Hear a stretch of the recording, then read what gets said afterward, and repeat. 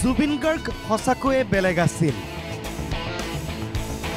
কোনেও গম নোপোৱাকৈ শ শ ৰোগীৰ চিকিৎসা কৰোৱাইছিল জুবিন গাৰ্গে। 2010 চনৰ পৰা 2024 চনলৈ GMCHত কৰোৱাইছিল 288 গৰাকী ৰোগীৰ চিকিৎসা। জুবিন গাৰ্গ নোহোৱা হোৱাৰ কথা এতিয়াও মানি ল'ব পৰা নাই ৰাজ্যবাসীয়ে।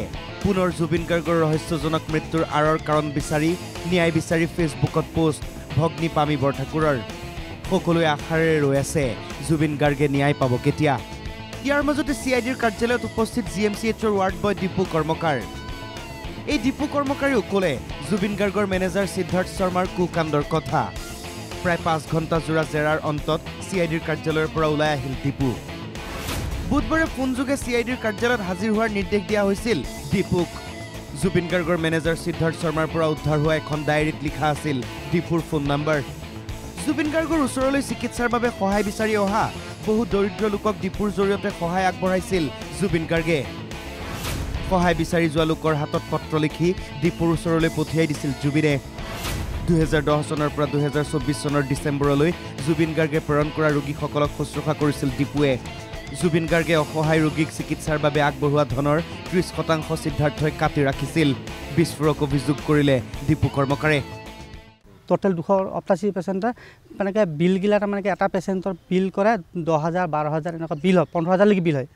হ'লে মানে পেচেণ্টে তাৰমানে পেচেণ্টে খৰচ কৰে। যেতিয়া বিলখন তাৰমানে সিদ্ধাৰ্থই মানে সিদ্ধাৰ্থ বিলখন তাৰমানে লৈ পেলাই মাতে। যেতিয়া লৈ পেলাই মাতে তেতিয়া মানে 30% কাটি দিয়ে সিদ্ধাৰ্থই। 30% কাটিলে মানে পেচেণ্ট পাৰ্টিকেইটা আহি পেলাই কয় দাদাই মানে আমাক খৰচ কৰিব দিলে, আমি খৰচ কৰিলোঁ। 30% কাটিলে 10,000 টকাৰ 3,000 টকা কাটি দিয়ে।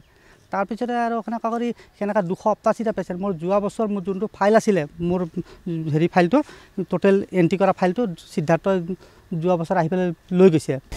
জুবিন গাৰ্গে পঠিওৱা ৰোগীৰ নাম সম্বলিত ডায়েৰীখন দীপুৰ হাতৰ পৰা 2024 বৰ্ষৰ ডিচেম্বৰ মাহত লৈ গৈছিল সিদ্ধাৰ্থে। প্ৰায় 2 দিনৰ মূৰে মূৰে চিকিৎসাৰ বাবে পঠিওৱা ৰোগীৰ খবৰ ল'বলৈও গৈছিল জুবিন গাৰ্গে। সেইজন জুবিন গাৰ্গ নোহোৱা হ'ল। জুবিন গাৰ্গৰ সৈতে আচলতে কি হৈছিল? মুখ্যমন্ত্ৰীয়ে কোৱাৰ দৰেই যদি জুবিন গাৰ্গক হত্যা কৰা হ'ল তেন্তে কোনে কৰিলে, কিয় কৰিলে? জুবিন গাৰ্গৰ মৃত্যু সন্দৰ্ভত কাৰোবাৰ কিবা তথ্য কিবা ক'বলগীয়া আছে নেকি?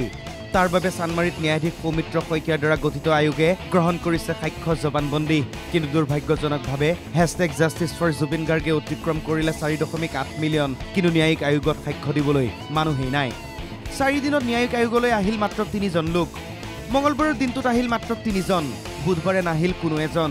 বৃহস্পতিবাৰে কৰ্তব্যত নিয়োজিত আৰক্ষী প্ৰশাসনৰ লোকে মোবাইল চাই সময় কটালে, কাৰণ কোনো নাহিল। নোটাৰীৰ জৰিয়তে শপতনামা প্ৰস্তুত কৰি নিজৰ টকা খৰচ কৰি কোনোবা জানো আহিব ন্যায়িক আয়োগলৈ? ন্যায়িক আয়োগৰ তদন্তই কিবা ভেদ ভাঙিব পাৰিবনে জুবিন গাৰ্গৰ মৃত্যুৰ ৰহস্যৰ?